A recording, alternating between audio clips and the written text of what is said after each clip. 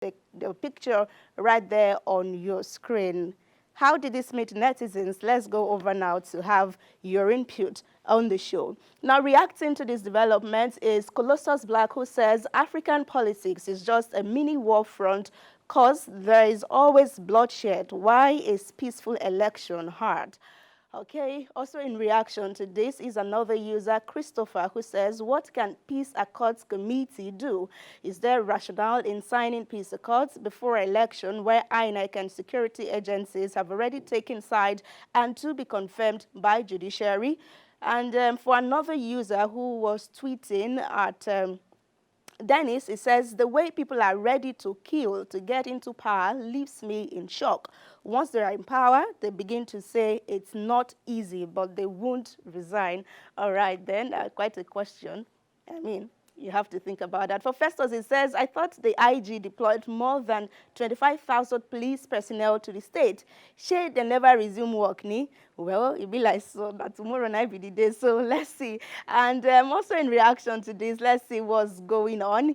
Oh, so the person that was accused to be from the APC, it was said that he led the supporters of the APC to cause that attack. His name is Victor Asaya. He has also reacted, and he says, I was there actually to monitor the process of the materials offloading, but the PDP chairman kept making derogatory statements which unsettled some people, but I was able to calm the situation. He has denied being a part of what happened. So look beyond me, he is saying. Now, in Kogi State, the Nigeria Police Force is warning anyone or any group of persons who may wish to cause mayhem to impede the integrity of the Saturday election to have a rethink or face the full wrath of the law. Now, the Deputy Inspector General of Police, who is Diga Habu Sani, he's in charge of maintaining security during elections in that state. He issued the warning in Lokoja ahead of the polls, saying that their power will be in full display tomorrow if you try anything funny. So part of what he said to journalists at a session with them is, our attention has been drawn to... Okay, so I think we have to do the APC first. So in Imo State, it was said that the candidates, governorship candidates, they were stepping down for each other. A viral video went round on social media that we can no longer bring because it contains campaign materials. So in the video, the PDP chairman or governorship candidate stepped down for the APC governorship candidate.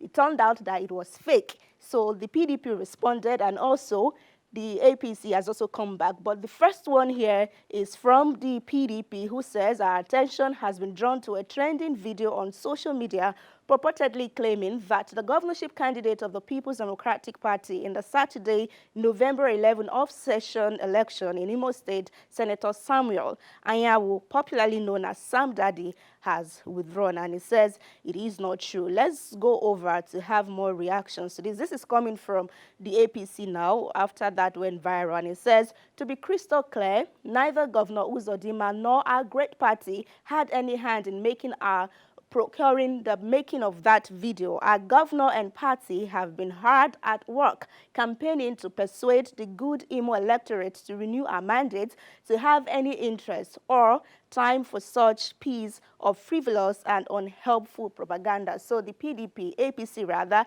has denied being responsible for that video that you may have seen on social media. Let's bring in netizens at this point.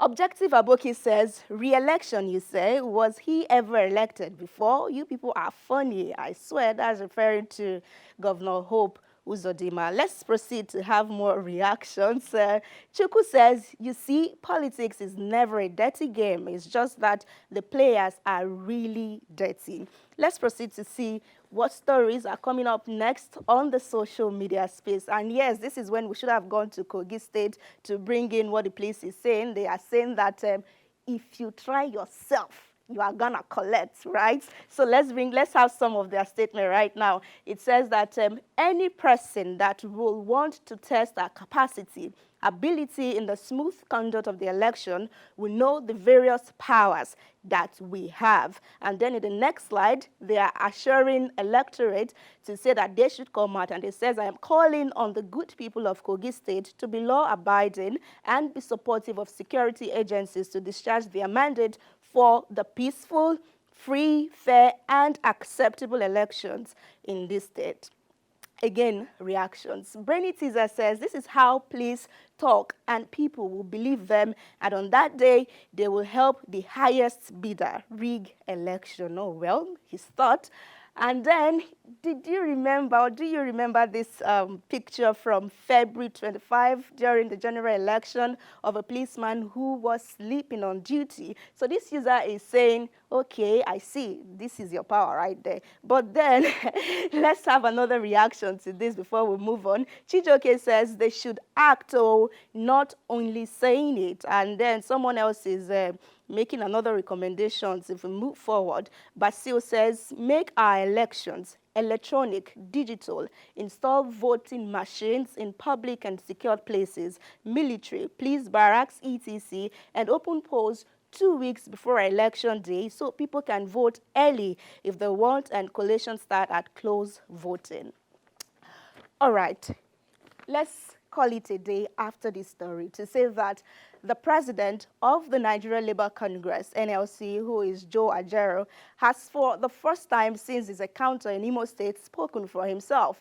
He's clarifying that there is no way he is a card-carrying member of any political party, as it's been alleged in some quarters. He was talking to journalists in Abuja, that's the NLC president himself, and he says he wrote to all security agencies in Imo State before they went to that state for the protest on November 1.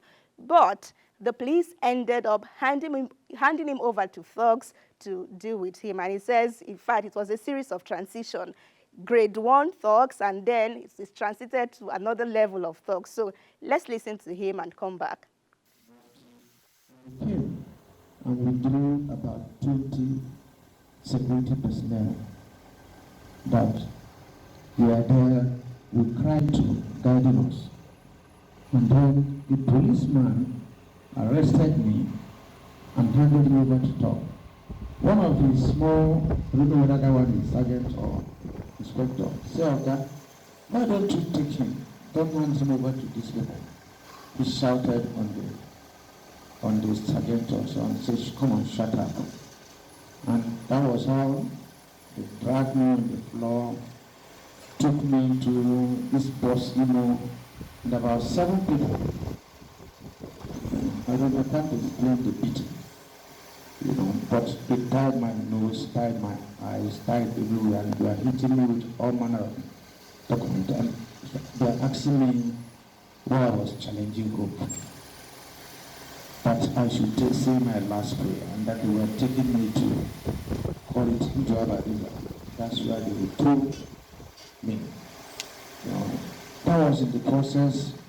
I didn't know how the same people carried me to police headquarters. The dogs, with their doors, and brought me down there. And the police people were standing outside as if they are waiting for a common criminal. But that wasn't the end of the journey. When I got there, they transferred me to another bus, to where they call Tiger Base. It was there that they brought out even what they call court order and started interrogating me.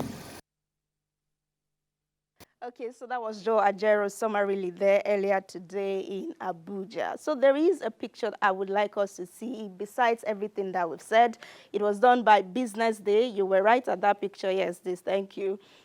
This is the INEC, this is Mahmoud Yakubu, and what he's trying to do here, I can't really say, but I see notice, Kogi good, Imo good, Bayelsa good, and he says it is your right to vote. However, we have people right here, electorate as a polls, and it seems they are worried and they are asking him, should we take the risk at the polls or just go to court? Now, you would remember go to court after the elections earlier this year. So they have assured us that everything would work. So ahead of tomorrow, please go and vote. So thank you so much for being a part of it. Those are the happenings that are happening on the social media in Kogi, Imo, and then Bayelsa State. As they happen, we'll bring you more. Hello, gentlemen of the press.